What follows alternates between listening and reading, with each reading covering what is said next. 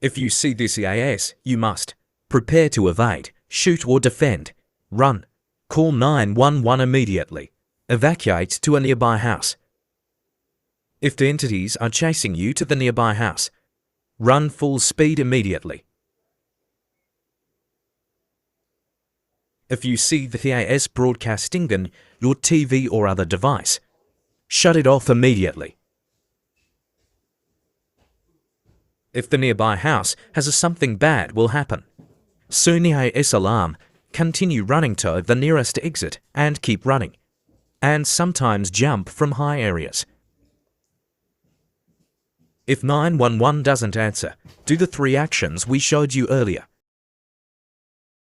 If the EAS is playing on your devices and you can't shut it off, get away from the device site and hide in the arrest closet.